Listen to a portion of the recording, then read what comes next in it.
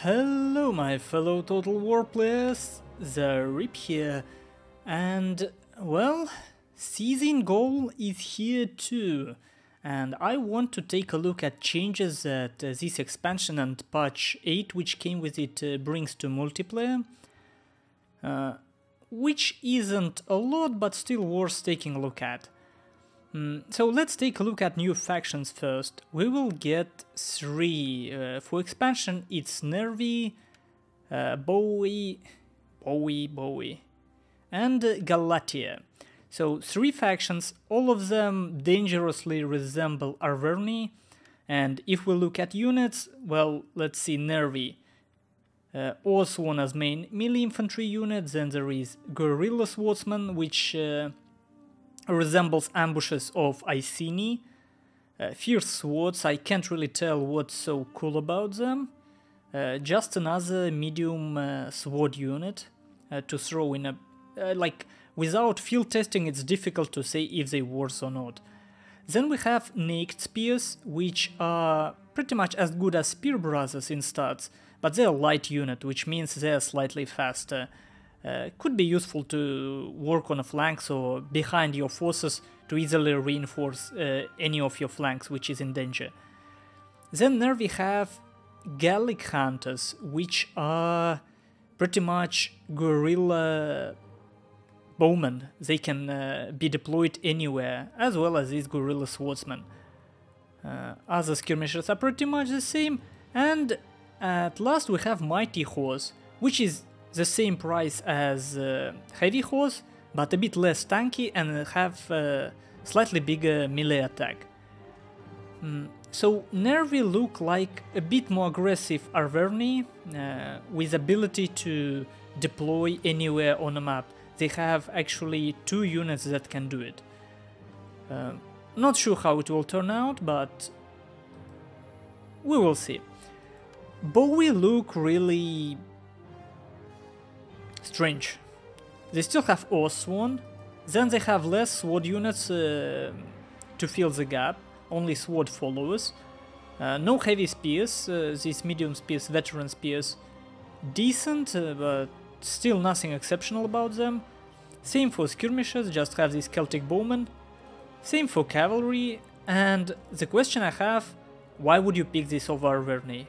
Like, there is literally no reason to pick them at all. From what I can tell. Maybe I'm wrong, enlighten me. For Galatia, it's even worse. Well, they have Galatian riders, which is a decent skirmishing cavalry with quite decent melee stats, I should say. So probably that puts them apart from all other barbaric factions. Noble Horse, Light Horse, terrible skirmisher variety. Then we have Galatian Nobleman, which is worse version of Spear Nobles of Arverni. So in this regard they're slightly weaker than Arverni. Galatian Spears, again I can't really tell what niche they're supposed to fill from first look. Maybe people will find something special about them. And Galatian Legionaries, interestingly enough, we don't have Galatian gods or anything like that. So Galatians themselves even weaker than Egypt Galatians, which is interesting. Celtic Tribesmen, a very cheap throwaway unit, could be okay. So I guess if we count carefully, these guys may be more cost effective perhaps, but I'm not sure. And honestly, looking at these 3 factions, I don't feel like picking any of them on a field except for maybe Nervi. Okay, that's for new factions. What about 4 new general abilities which campaign factions got? So the single player and multiplayer campaign features Rome, Arverni, Suebi and Nervi, and all of them got at least 1 new type of general, which exactly 2 general abilities. So we have Bodugnatus for Nervi, which have forced concentration and fighting spirit. Then we have Suebi with Ariavistus, who have pride and fast charge. Then we have Rome with Caesar General, which have loyalty of the 10th and presence.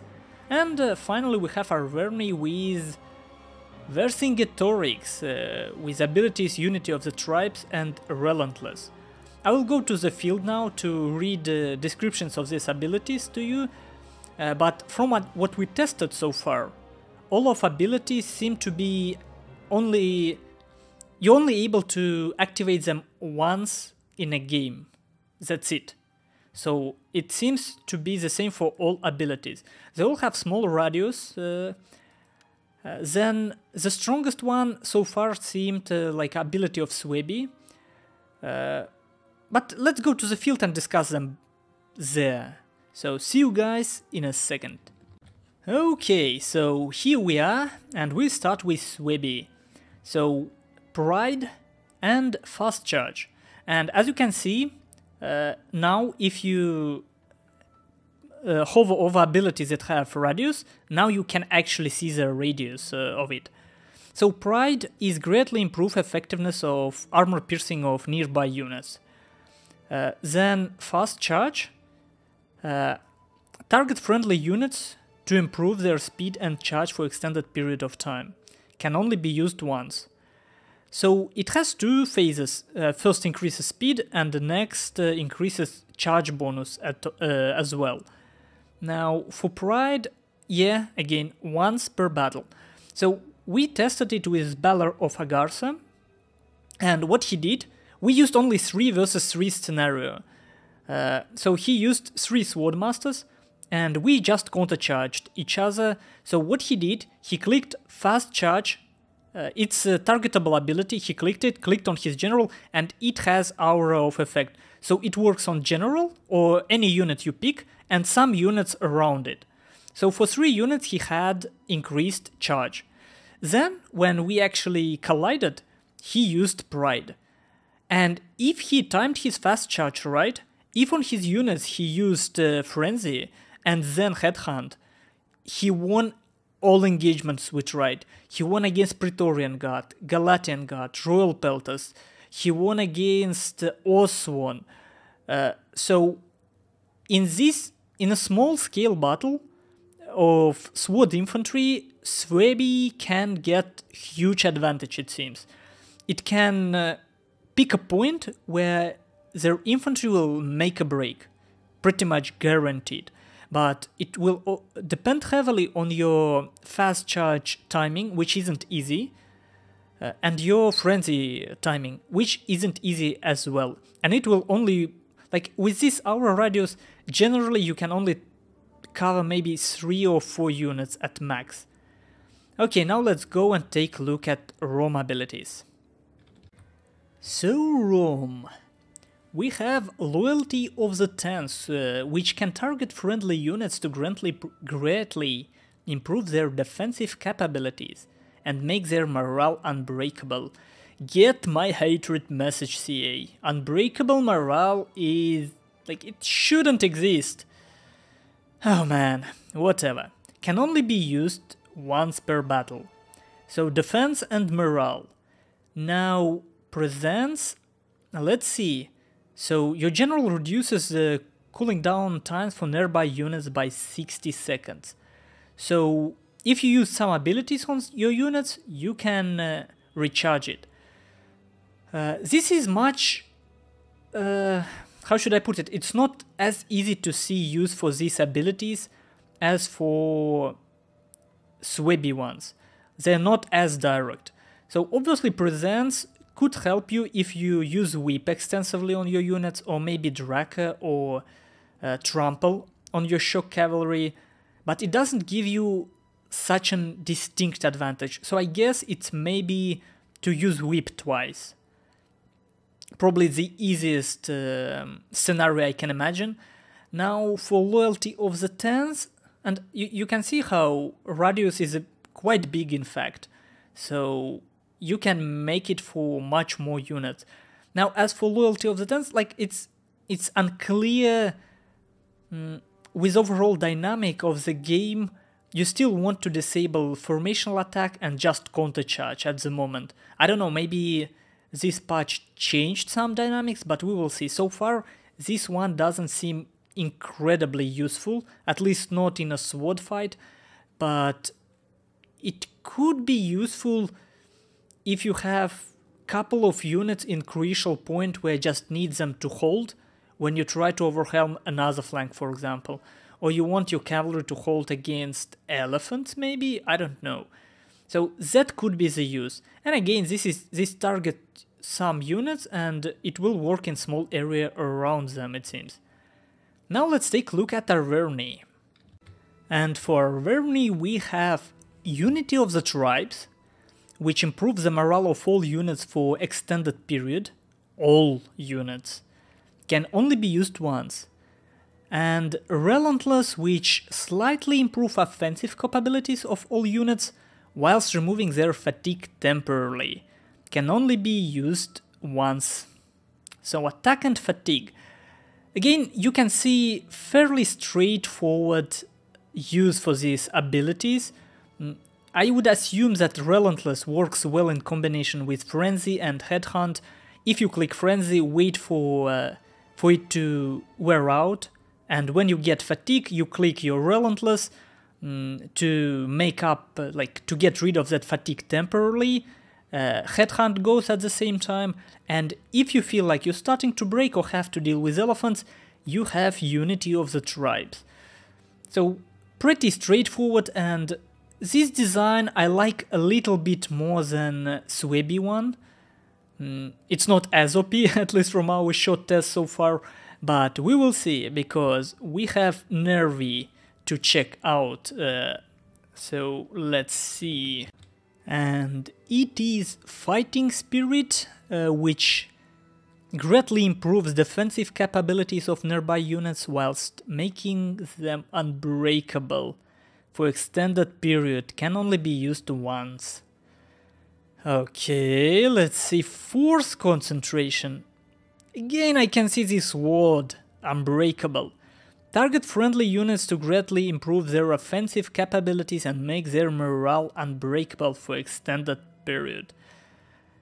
Looks a bit straightforward. Again, use Force Concentration when you're just about to start the fight, and use Fighting Spirit when you need to hold. I guess these abilities would look particularly well if you use them on Horse General, because then you can use defense on one flank, like Fighting Spirit on one flank, and Force Concentration on another. So again, once per battle. All 8 new general abilities, all 8 of them can be used only once, and they supposed to be like game-changing abilities.